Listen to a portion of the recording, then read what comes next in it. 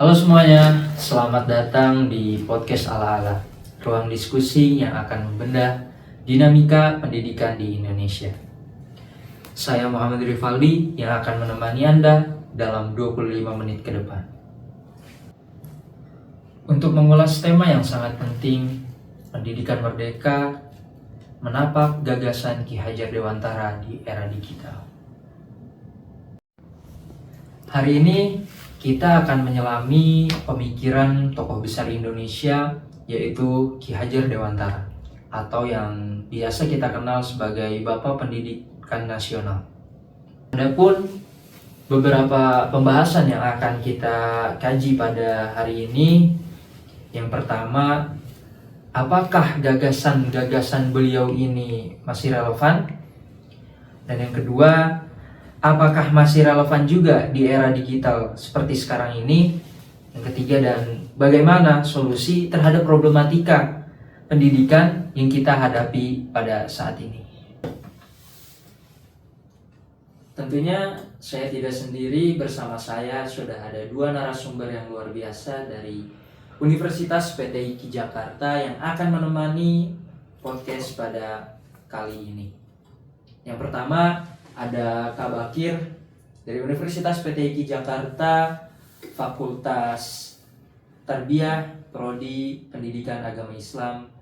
Dan juga yang kedua ada Kak Ibra Rusel dari Universitas PTIQ Jakarta juga, Fakultas Tarbiyah dan Prodi Pendidikan Agama Islam.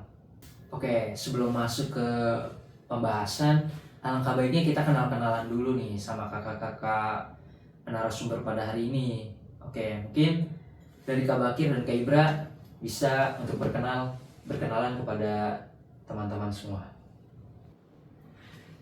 Baik, perkenalkan nama saya Muhammad Rafael Bakir, tempat tanggal lahir di Jakarta, lahir pada tanggal 9 Agustus 2004, dan sekarang kesibukan saya masih menempuh pendidikan di Universitas PTIQ Jakarta. Ya, untuk saya sendiri, perkenalkan nama saya Muhammad Ibra Rusel, pakai E, Muhammad. Tempat tanggal lahir saya bertempat di Depok, ya, untuk tanggal lahir tanggal 21 Oktober 2003. Dan untuk pendidikan saya masih berstatus kuliah di Universitas PTIQ Jakarta. Oke, terima kasih kepada Kak Bakir dan Kak Ibra yang sudah berkenan untuk memperkenalkan diri. Oke teman-teman, selanjutnya kita akan masuk untuk ke segmen selanjutnya, memulai pembahasan pada hari ini. Selanjutnya kita akan mulai ke pembahasan nih tentang mengenal gagasan Ki Hajar Dewantara. Sebelumnya saya akan bertanya dulu nih ke Kak Bakir. Oke Kak Bakir, bisakah Kak Bakir ini menjelaskan secara singkat saja siapa sih Ki Hajar Dewantara ini dan apa sih inti gagasannya tentang pendidikan? Oke, silakan Kak Bakir. Baik, terima kasih Kak Rivaldi udah memberikan saya kesempatan untuk menjawab sekilas gagasan atau biografi Ki Hajar Dewantara.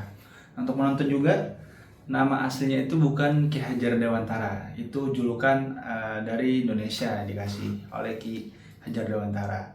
Nama aslinya ialah Raden Mas Suwardi Surjoningrat. Surjo. Surjoningrat. Nah, Surjoningrat. Nah, baru dikasihnya setelah menjadi pahlawan nasional. Lahirnya 2 Mei 1889 kalau nggak salah di Yogyakarta. Wafatnya 24 April 1959 di Yogyakarta juga. Nah, gelar jadi pahlawan nasional itu ketika beliau meninggal. Nah, dikenal sebagai Bapak Pendidikan Nasional di Indonesia. Itu kan? Betul. Soalnya kan kenapa tuh? tanggal 2 Mei itu sebagai Hari Pendidikan Nasional karena Ki Hajar Dewantara ini ya bertepatan lahirnya. Ah, betul, itu sekali. Lanjut, Ki Hajar Dewantara itu lahir dari keluarga bangsawan di Yogyakarta, di Keraton Yogyakarta. Makanya kenapa dipanggil Raden Mas?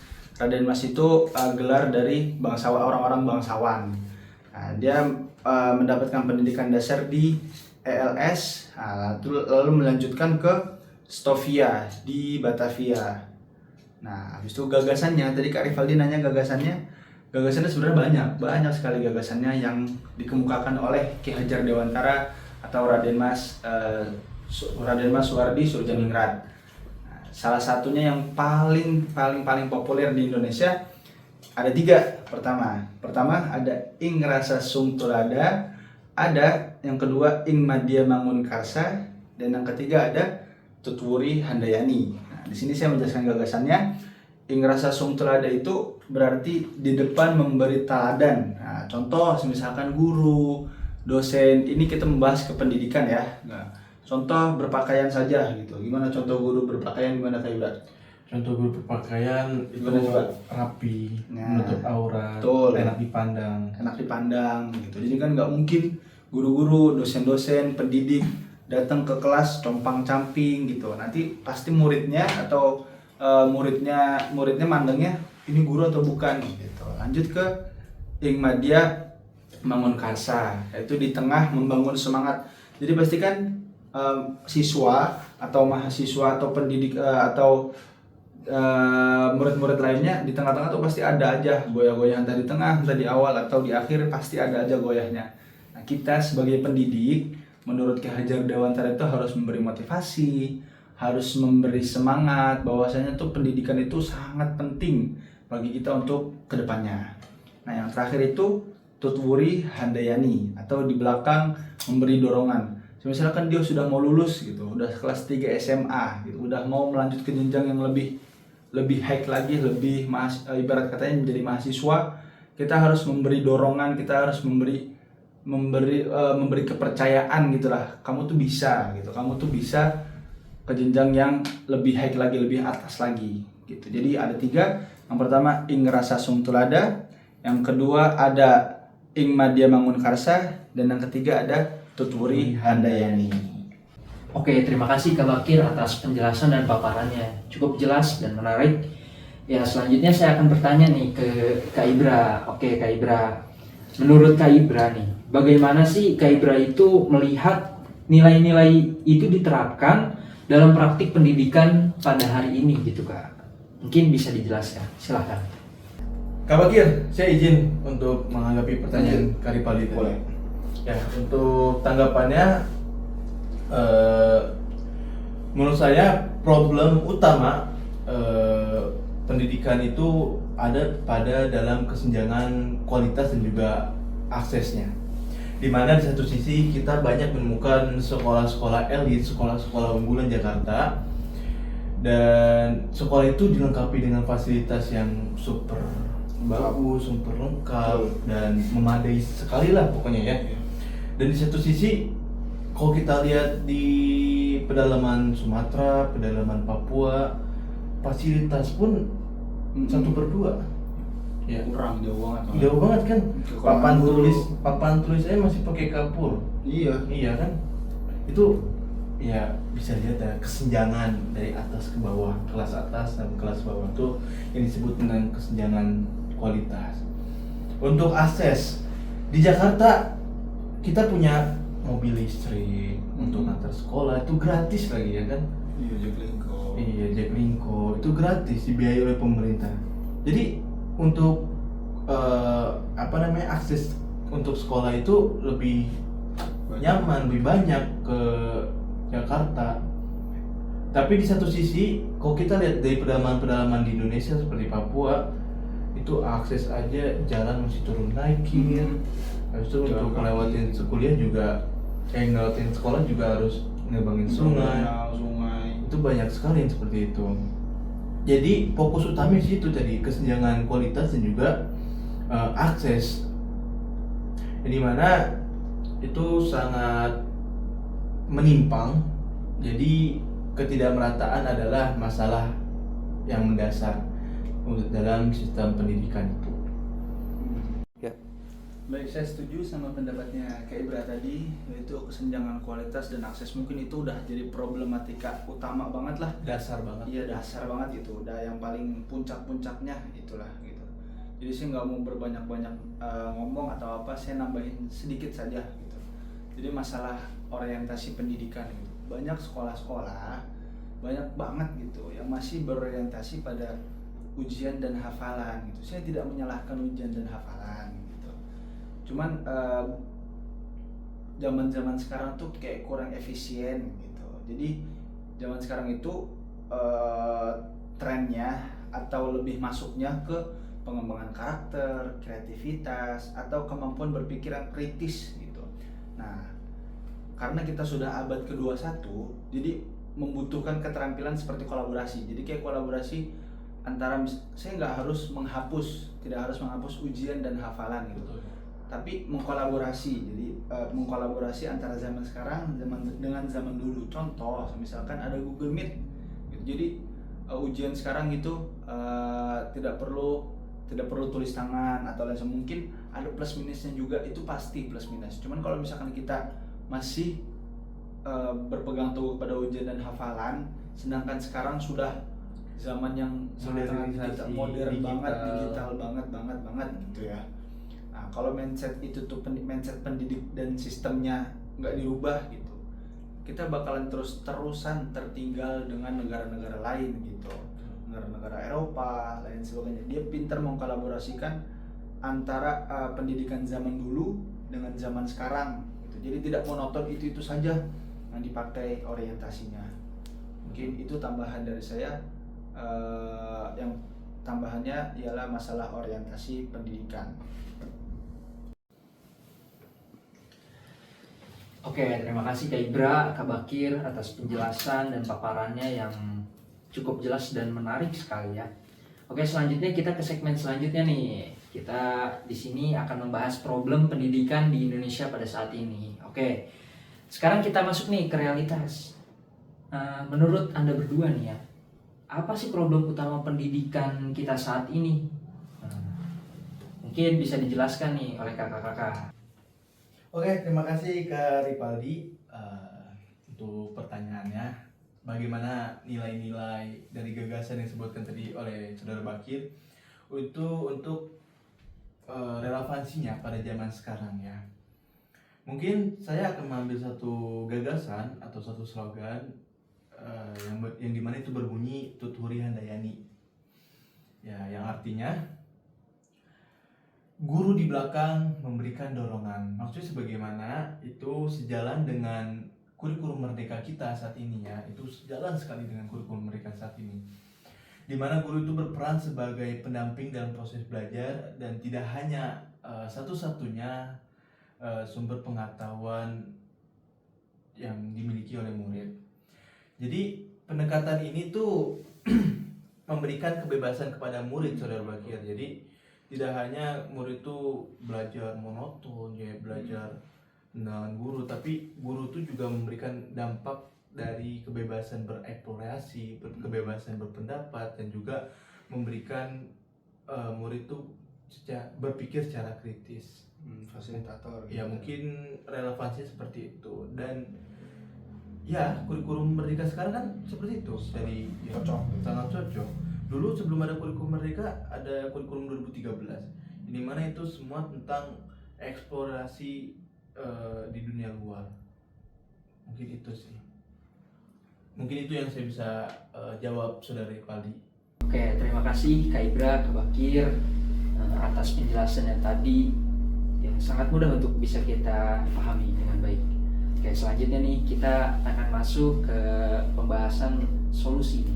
Oke, menurut Kak Ibra dan Kak Bakir ini, apa sih yang bisa kita lakukan untuk memperbaiki sistem pendidikan pada saat ini gitu, pendidikan kita saat ini menurut gagasan-gagasan dari Ki Hajar Dewantara tadi ya, mungkin bisa tolong dijelaskan. Berbicara soal solusi ya, mungkin saya akan kasih solusi. Itu yang pertama, untuk pelatihan guru itu perlu diperluas. Sebagaimana yang kita tahu, guru berlatih tentang teknis pembelajaran saja, tapi tidak untuk pelatihan yang menguatkan sisi empati, sisi komunikasi, dan juga sisi pendekatan yang menghargai keberagaman anak. Kayak contoh, anak yang difabel dengan anak yang normal itu bisa dijatuhkan oleh guru dengan sesi empati, komunikasi, dan pendekatan tersebut. Yang seperti kita tahu, guru adalah pembimbing kehidupan. Ya, kita pernah dengar dari guru kita juga bahwa guru adalah orang tua kita kedua di sekolah. Yang dimana orang tua itu pasti membimbing anaknya untuk sukses kan, tidak mungkin untuk menjebloskan ke penjara. Ya benar? Betul. Ya, itu jadi solusi yang pertama. Untuk yang kedua, mungkin ekosistemnya perlu diluaskan kembali. Maksudnya apa ekosistemnya perluaskan? Kayak pendekatan kita, pendekatan orang tua, pendekatan masyarakat itu harus dilibatkan secara aktif.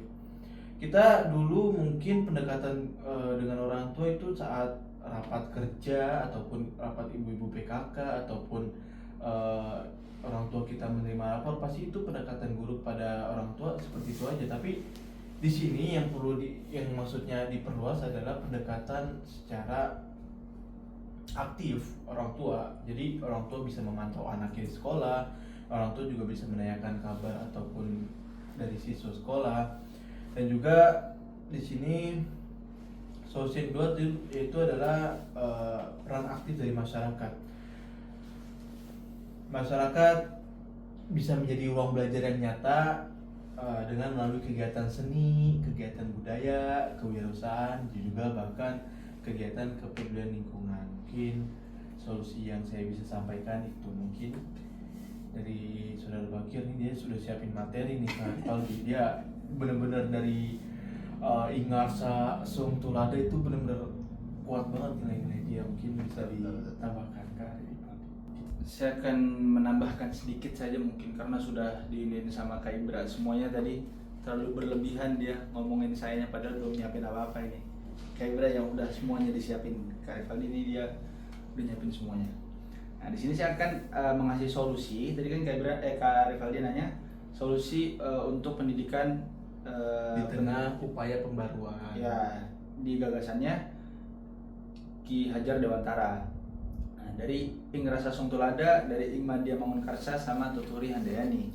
Tadi kan Kak Ibra juga udah bilang Ingrasa Sungtulada. Nah, di sini itu tuh ibarat katanya kayak reformasi karakter guru dan pemimpin. Jadi program mentoring antar guru senior junior untuk membangun budaya teladan. Jadi guru senior nih, dia yang udah jago istilahnya, yang udah telaten, yang udah berpengalaman di sekolahan itu gitu. Dia ketika ada guru baru gitu, ketika ada guru baru yang datang ke sekolahan itu ingin mendaftarkan jadi guru gitu misalkan ya. Nah, di mentoring lah tuh sama guru senior itu. Nah, di mentoringnya bukan asal-asal kayak laptop dua arah kayak gini, enggak gitu. Jadi udah disiapin semuanya, pakai monitor, pakai PPT, pakai makalah dan lain sebagainya sudah disiapkan dan dapat sertifikat yang sah gitu.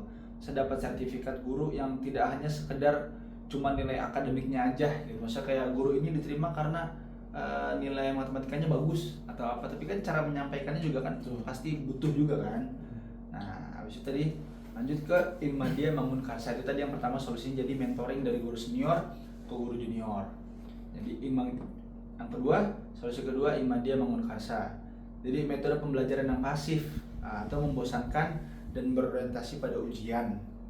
Jadi guru-guru tuh memberikan pelajaran kepada murid itu pasif banget, kayak cuman itu aja, monoton banget gitu, nggak ada motivasinya, nggak ada media pembelajaran dengan visual, nggak ada dengan learning atau lain sebagainya, tuh nggak ada, kayak cuman ceramah. Kamu harus dengerin kata-kata guru, harus banget dengerin kata-kata guru gitu. Tadi yang Kak Ibra bilang guru itu orang tua kedua ya di sekolahan. Nah, orang tua kedua itu pasti bakal mendidik anaknya sesayang anak kandungnya gitu. Nggak mau pasti anaknya menjadi orang yang jadi ecek-ecek gitulah, jadi yang nggak punya kedepannya, nggak punya wawasan gitu. Nah, itu penjelasan dari Ingmadia Mangunkarsa. Jadi membangun budaya belajar yang inklusif dan aktif. Nah, yang terakhir itu ada Tuturi Handayani. Jadi mendorong kemandirian dan potensi anak. Nah, tadi kayak bilang jadi apa yang masyarakat tadi? Jadi masyarakat harus berperan aktif. Masyarakat tuh berperan aktif. Jadi setiap siswa itu punya ruang untuk menampilkan karya gitu. Nah, ini dari masyarakat. Contoh misalkan kita disuruh, dosen kita atau guru kita disuruh melakukan observasi atau lain sebagainya, tapi harus saling menguntungkan. Contoh misalkan mahasiswa itu atau murid itu membawa surat dari sekolahan, jadi udah sah ini bahwasannya disuruh sekolah untuk melakukan observasi. Jadi masyarakat itu tuh udah paten, udah yakin, udah mengetahui kalau itu tuh benar-benar disuruh oleh sekolah, nggak embel-embel datang kucuk-kucuk langsung melakukan observasi, nggak bisa kayak gitu. Jadi saling menguntungkan, masyarakat untung, kita juga untung, dan harus saling percaya. Masyarakat percaya, kita pun juga percaya. Nah, jadi guru memberi umpan balik kualitatif, bukan hanya nilai angka. Nah, tadi misalkan kayak melakukan observasi atau melakukan PBL dan sebagainya gitu. Mungkin itu solusi dari saya, menambahkan dari Kak Ibra, Kak Rivaldi gitu mungkin. Oke, terima kasih Kak Bakir, Kak Ibra atas penjelasannya tadi. Nah, sekarang saya akan tanya tentang relevansinya nih. Apakah masih relevansi gagasan-gagasan Ki Hajar Dewantara untuk saat ini? Mungkin bisa dijelaskan dari Kak Ibra atau Kak Bakir duluan, silahkan. Untuk persoalan relevan, menurut saya masih sangat relevan. Soalnya gagasan yang dibuat oleh Ki Hajar Dewantara itu sangat timeless, yang bisa dibilang waktu yang abadi, ya. Yang dimana prinsip dari kurikulum Merdeka Belajar ini justru lahirnya dari gagasan beliau tadi, yang 3 tadi. Oke. Mungkin Saudara Bakir, apakah setuju dengan pendapat saya? Saya juga sangat setuju gitu, dari gagasan-gagasan Ki Hajar Dewantara, dari Ing Rasa Sungtulada, Ing Madya Mangunkarsa, dan Tuturi Handayani. Dari Ing Rasa Sungtulada itu memberikan guru itu sebagai role model atau sebagai figurnya di kelas itu gitu. Jadi kalau Ing Rasa Sungtulada, guru itu harus benar-benar paten untuk paten atau cocok menjadi guru di kelas itu tersebut. Nah, yang kedua, Ing Madya Mangunkarsa itu selaras dengan pendidikan student centered learning gitu. Jadi guru sebagai fasilitator dan motivator gitu. Jadi guru itu memberikan lingkup ruang untuk murid itu berkreasi dan memotivasi apa kurangnya, apa lebihnya, dan lain sebagainya. Dan Tuturi Handayani mendukung konsep merdeka belajar. Jadi bukan belajar itu monoton saja gitu. Jadi guru tuh memberi ruang eksplorasi dan kemandirian pada siswa. Itu mungkin kalau menurut saya sangat cocok. Kayak Ibra juga sangat setuju banget. Ya, oke. Mungkin masih relevansi dan sangat relevansi. Oke, terima kasih atas penjelasan dari Kak Ibra dan Kak Bakir. Oke teman-teman, bisa kita simpulkan bahwa gagasan Ki Hajar Dewantara tentang pendidikan yang memerdekakan, membangun karakter, dan memberdayakan individu tetap sangat relevan hingga hari ini. Meski pendidikan di Indonesia ini masih menghadapi berbagai tantangan, mulai dari ketimpangan akses, kualitas pengajaran, hingga kesenjangan digital. Semangat untuk membentuk manusia seutuhnya tidak boleh padam. Solusi tidak bisa datang dari satu pihak saja. Diperlukan sinergi antara pemerintah, pendidik, orang tua, dan masyarakat untuk membangun ekosistem belajar yang sehat dan merata dengan terus menghidupkan nilai-nilai Ki Hajar Dewantara dalam praktik pendidikan masa kini. Kita tidak hanya menghormati warisan beliau, tetapi juga memberi harapan nyata bagi generasi yang mendatang. Mari kita terus belajar, tumbuh, dan bergerak. Tuturi Handayani.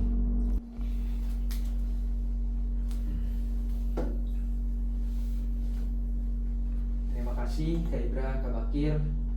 Ya, alhamdulillah kita sudah berada di penghujung acara nih. Tapi sebelum saya tutup, saya ingin mendengarkan harapan-harapan nih dari Kak Bakir dan Kak Ibra untuk pendidikan Indonesia. Ya, mungkin sepatah dua kata, silakan. Ya, makasih banyak Saudara Bakir. Ya, mungkin saya sangat berharap ya dengan podcast kita hari ini, yaitu tentang gagasan-gagasan yang digagas oleh Ki Hajar Dewantara, itu terus menjadi lilin sebagai penerang bagi pendidikan kita, Kak Rivaldi. Saya sangat berharap seperti itu sih. Untuk Kak Bakir, ada harapan? mungkin saya sepatah kata aja atau dua patah kata aja gitu untuk pendidikan di Indonesia gitu yang perlu ditanamkan banget di setiap sekolah. Sekolah itu bukan yang mencetak juara saja gitu, tapi sekolah yang baik dia bisa mencetak, bisa menumbuhkan jiwa siswa itu untuk menjadi siswa yang tegar, siswa yang berpikiran luas, siswa yang berimajinasi yang baik dan lain sebagainya gitu mungkin. Oke, terima kasih. Untuk harapannya, semoga pendidikan di Indonesia bisa lebih baik dan terus maju. Amin. Terima kasih sudah mendengarkan. Luar biasa sekali. Terima kasih sekali lagi kepada narasumber kita pada hari ini, Kak Bakir dan Kak Ibra, yang sudah menyempatkan waktunya untuk bersama kita membahas gagasan Ki Hajar Dewantara. Semoga gagasan beliau bisa terus menjadi lilin penerang untuk pendidikan kita. Amin ya Allah. Sampai jumpa di pertemuan kita selanjutnya. Terima kasih.